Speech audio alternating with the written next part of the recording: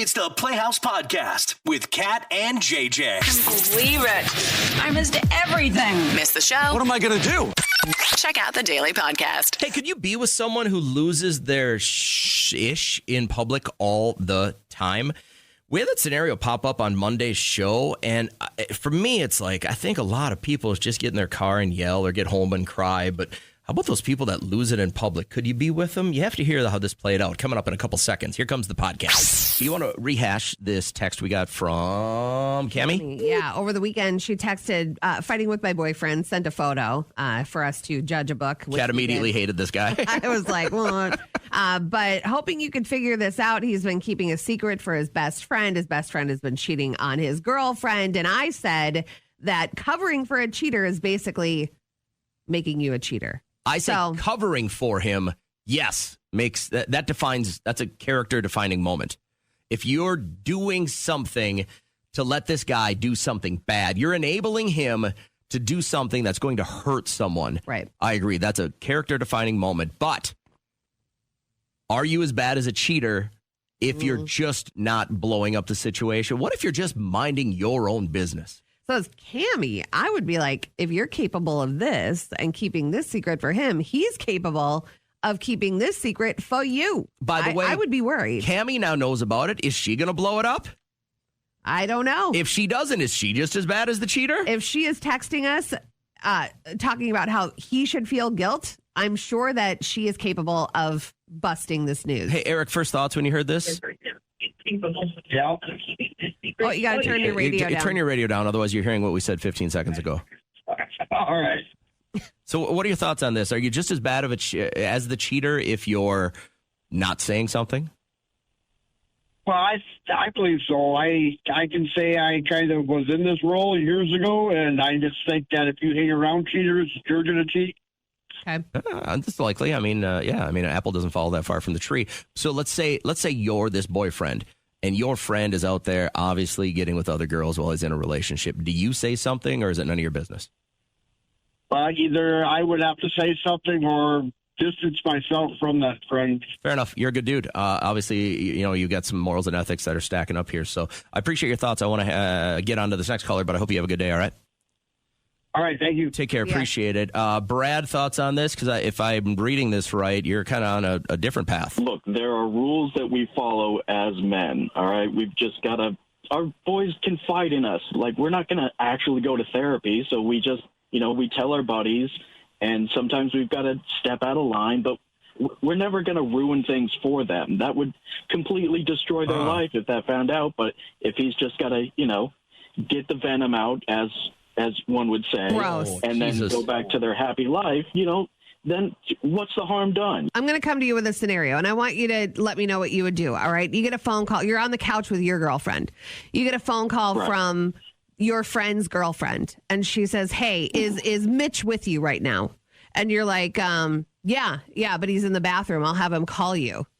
Like, would you do something like that? Or do you say, no, I don't know where he is? Absolutely. I'm leaning 100% into it. He's in the bathroom right now. He's probably staying at my place because he had a few too many to drink. Wow. Whoa. This is not good.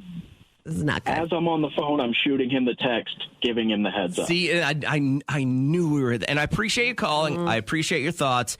Definitely not the way I would roll. If you were to do that in front of your wife, I can only imagine the thoughts as a female going through my mind. This man is capable of doing that. Okay, I think we have end? to, but you got to separate. When you're capable of keeping a secret, it doesn't mean you're capable of cheating on your wife or your husband. I don't think that's the same thing. I also do completely agree with Eric, our first caller, on this, where if I'm going to keep my mouth shut, I'm for sure distancing myself from this guy, right? Like, I don't want to be friends with him anymore if I know he's capable of that. That's not the crew I want to roll with. That's a good moral move. I just don't know if it's your job to destroy this relationship. If I had a girlfriend and she was like, I'm going out with so-and-so, I don't even care, my relationship is not the best, I'd be like, listen, if you're going that far as to date somebody else, just cut it off. But you wouldn't tell the guy. I probably wouldn't. Yeah, see, I would try to talk her out of it. Everyone talks big like this, but I think you are of the utmost moral and ethical character if you're doing the right thing is stopping that person from getting hurt anymore. I just don't think many of us would do it. If you knew somebody was getting cheated on, would you blow this situation up? Even if it was like your best friend that's kind of being the cheater, is it your spot? Should you be doing it? Took a bunch of calls from people, and I want to get a female's perspective on this real quick. Nicole, what were you saying? Hi, good morning. I had a girlfriend who was actually doing what you're proposing that a guy would do. And did you tell her boyfriend? After a while I did, because she was cheating with multiple people, and then she wanted me to keep it a secret and stay with him. And he was actually my friend first. I had introduced them. Yeah. So how many times did you try to convince her to stop living that lifestyle and just stop everything, either break up with him and do her thing, or just stop cheating? More than once, multiple times. I'd say it's 3 or 4 times, but she never listened, and she continued to do this with her other relationships. Is it fair to say you're not friends with her anymore? We're friends, but very distant friends. Gotcha. So it kind of ruined our friendship because I ended up telling him what was going on. Yeah. But you can sleep at night knowing you did the right thing. Yeah, I can sleep at night knowing I did the right thing, but she turned the story around and spread rumors about me and said that I was cheating with him. Wow. And you still talk to her. So- That is amazing. That just shows like I am like a one and done. You do that to me, never talking to you again. We weren't talking for several years, but we had been through a lot together. She was my high school best friend. So, yeah, I can get that too. Like, I understand that you have a history, but yeah, this is crazy. I made a conscious effort this weekend to just do a lot of listening, and some of the stuff I just kept writing it down. Every time I had a head tilt moment where you're like, huh? Mm-hmm. Right? And you sent yourself a memo? Well, I did. I wrote them all down. As soon as somebody would say something, I grabbed from my phone just so I wouldn't forget a bunch of them.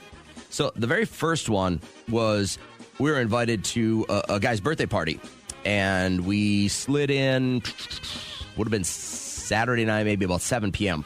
Okay. Food, open bar, all his friends, family, like it was great. And I was wishing him a happy birthday, and he's a single dude, a little bit older, but he gave me this pile of wisdom. Okay. He goes, see those couple of girls over there?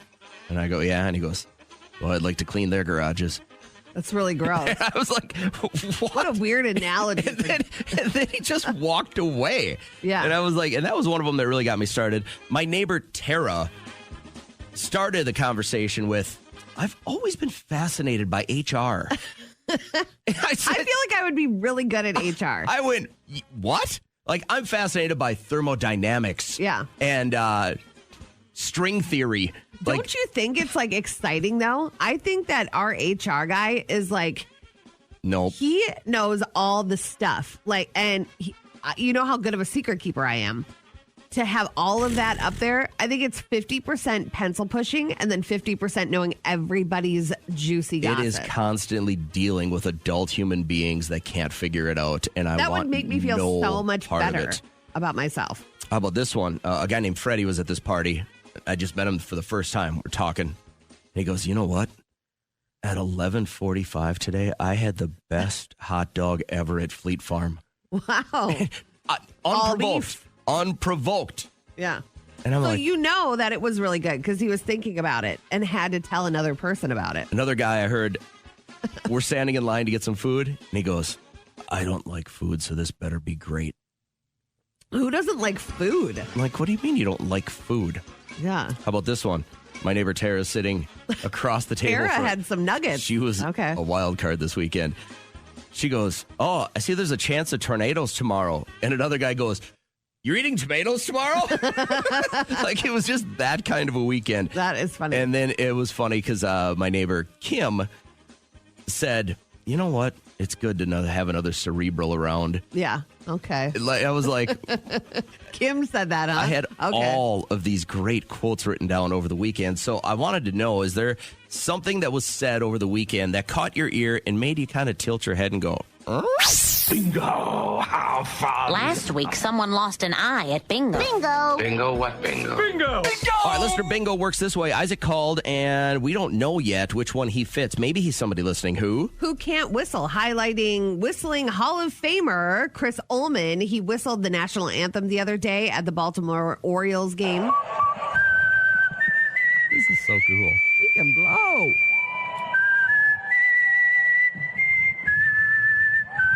Hall of Famer. Hall of Famer, yes. I love it. So you're somebody that cannot whistle. I'm looking for anyone listening who went on a solo trip, and it was profound. I was talking to this guy over the weekend who does a vacation with his family. His wife and kids go somewhere. He goes somewhere else on a solo trip and helps find himself. So for me, the word profound means that it's kind of a one and done. Like you were so affected that you will never have to be made profound again. But he keeps going on these trips. He says it betters himself. Weird. He likes it a lot. Isaac, which one do you fit, man? I'd say going on a trip by myself. I went down to Algona, Iowa, to a motorcycle, a bake group. I was meeting a couple buddies down there, and I believe it's put on by the one of the motorcycle groups, Sons of Silence, and I went down into the wrong gate entrance. Yeah. And I was met by these guys of the Sons of Silence, and they said, you are definitely at the wrong gate. You better turn around now. Dang. And certainly did. Do you go on a lot of these solo trips by yourself, though? Like, I know that's the definition of a solo trip, but like you go on vacation by yourself? All actuality, you only rode your bike for 4 hours to meet friends. So you really didn't go on like a solo trip. You just drove to them, right? Like you didn't- Correct. Yeah. Okay. But still, like you can do that time alone. I barely like driving to work by myself. What is the deal? I just like What being is the around deal? people. I'm a social person. I just like sitting around. But then when you're around people, you hate it. No, I hate some people. Oh. Like I just have a genuine quick trigger for idiots. And Got it's I don't know. I think it makes things better. So what do you think would have happened if you said, I'm not leaving? They probably would have kicked your butt.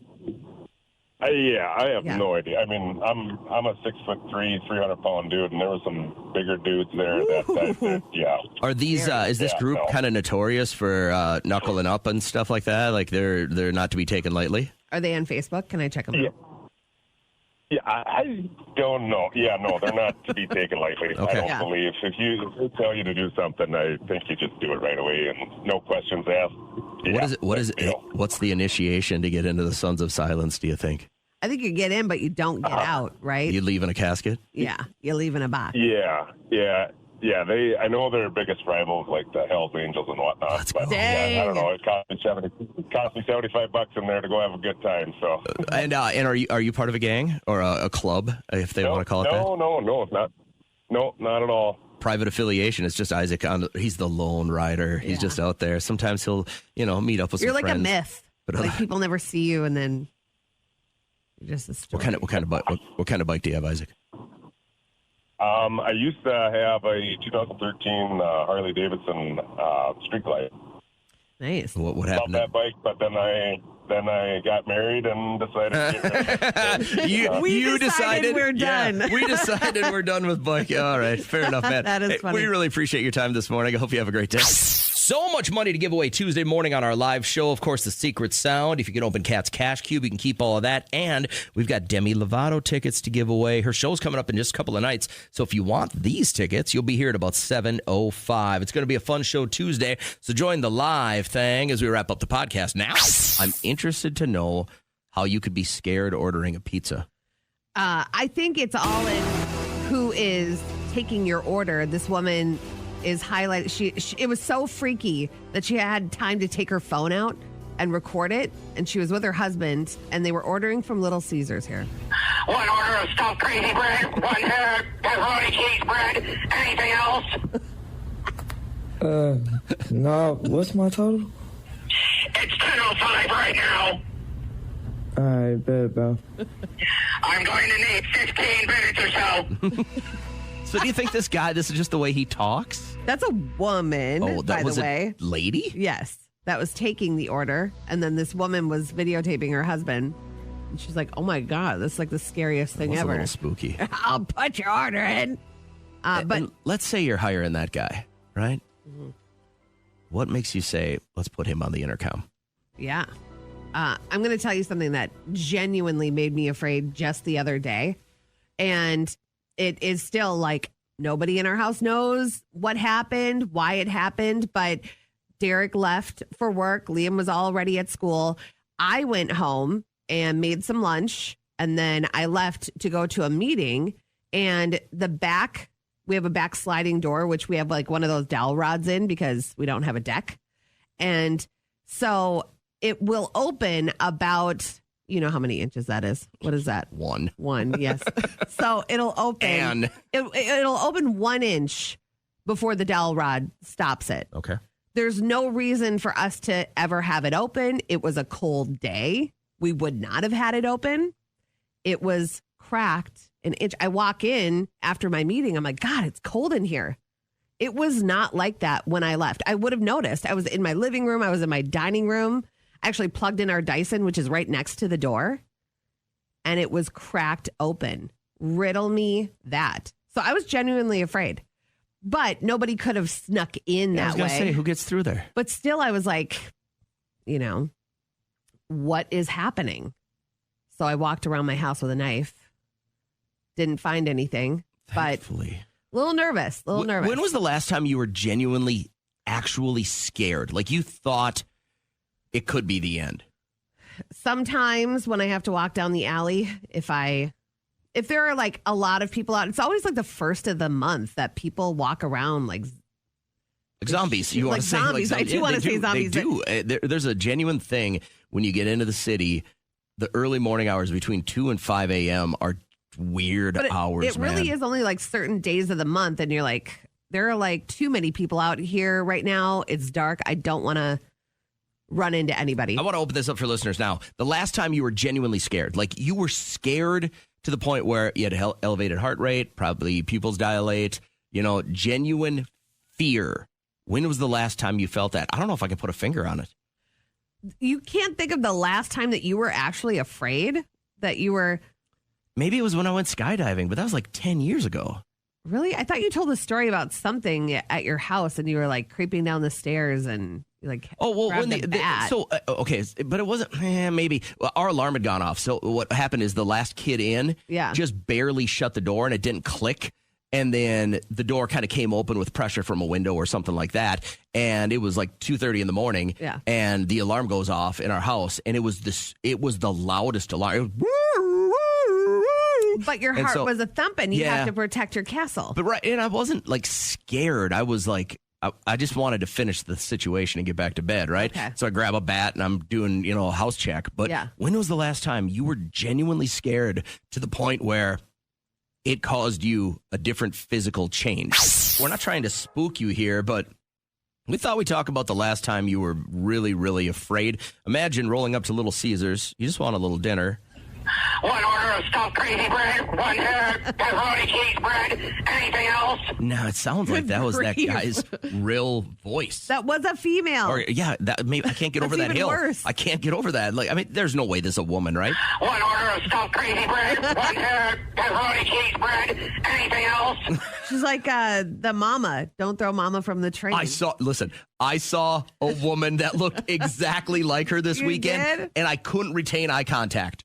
What's the name? What's the name that we always make fun of? She goes, Owen. I saw a woman who looked exactly like her. Oh, no. And I had to separate because I knew I was like, that's the last person you want to be told. Like when people go, you look like Rick from Pawn Stars, I get a little offended. Yeah. But if they were to say, you look like the mom from the Goonies, I'd be like, man, I knew I was going to say it, so I had to separate myself from the conversation. Regardless, Caitlin, last time you were genuinely scared, you thought it was all going to be over. So my stepdad, he's lived at this property for 65 years, and my mom was like, hey, we're going on vacation. I need you to watch my dogs. So I was like, okay, great. So me and my 2 kids, my husband stayed home because we don't live super close to them, but I'm a stay-at-home mom, so we just stayed there, and I brought my kids to school. And I said, okay, your guys' dogs don't, bark at night, right? And they're like, no, once you go to bed, the dogs go to bed. They sleep throughout the night. We're like, okay, cool. me and the kids go to my parents' room, and they kind of live like on like a one-level Rambler kind of deal. And so we all go to bed, and my kids are literally about to close their eyes, and my parents have like a Doberman mix, and he's super, super sweet. I've never seen him growl, let alone anything crazy. And he comes from underneath the bed, and his mohawk is staring straight into the hallway, and it's completely black. And I'm like, oh no, like I'm just thinking the worst. And then I hear bop, bop, bop at the door. It's 9 o'clock. My parents live in the middle of the country. Nobody's around. Yeah. And I was like, oh my God. So it's the cops, and super random. And they're like, hey, do you know who so-and-so is? And I'm like, oh no. And so I call my parents, and they're like, oh, we don't know who that name is. To find out, the neighbor ended up doing, trigger warning, murder-suicide next door, and they were looking for the boyfriend. So he had ran off on the lam. And do you think the dog was keen to that? Or just knew someone was at the door? I have no idea. And then the next day, I was going to head to my house to just grab a few things. Yeah. And then one of the people who had passed away, the brother was coming to stop by, and he was at my parents' front door looking for information. But my kids were already in my car, and I sprinted to my car. I was like, oh, I've seen many videos of this, of like the woman answering the door. And then, I was like, not today. No. Yeah. You think you escaped one there? Did you get past one to you? Oh, no, he ended up talking to me through my cracked window, and he was like, I heard it was like a bloody mess next door. I'm just looking for information. And I was like, yeah, don't talk to me. You can, and I gave him my stepdad's information. So anything that could have gone wrong with you house sitting did? Like the worst case scenario. Nothing was a breeze. I told them to board their dogs next time. Yeah. Minus being a headline in the news, you had kind of came as close as you were gonna, huh? What'd you say? I said minus being a headline in the news, you kind of came as close as you were gonna. Yeah, I'm good. This is why I don't leave my house. I got a little spooked out by that story. Thanks for sharing with us. Hope you have a good morning. Imagine you're just minding your own business. It's a Tuesday afternoon, and you get off the air at your syndicated morning show, and you're just getting your family some groceries. So you walk up to Aldi, you put your quarter in the cart, and you're just doing your thing, and all of a sudden you're unloading it, and then you hear just the falling of liquid everywhere. And I turn my head, and I hear this woman going off on her 5-year-old boy that was sitting there. And I just felt like, I don't know. I have not followed her all day. I don't know what her life is like. I don't know if she's like extremely stressed out and she's taking it out on this child, but to lose it, it was so loud. She was like, are you kidding me? And then she was like, she goes, I told you not to open that in here. I told you to wait until we got outside. And the kid is just like, it's a kid. Scared. He wanted a drink. You got him a drink. He was going to drink the drink. And then she's like, stay there. And then she walked down to get the mop or like some paper towels and stuff. And he was just like, his little head was down like that. And then, so I looked over at him and I was like, it's okay. It's okay. Like that. And then I tripped her. Could you be with someone that acted like that? I could not.